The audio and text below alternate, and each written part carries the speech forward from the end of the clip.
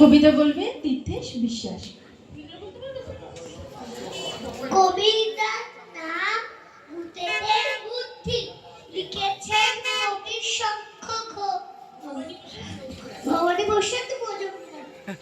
কলকাতা কাল গিয়েছিলাম জরুরি এক কাজে, তার ছিঁড়ে আটকে গেল হঠাৎ পথের মাঝে।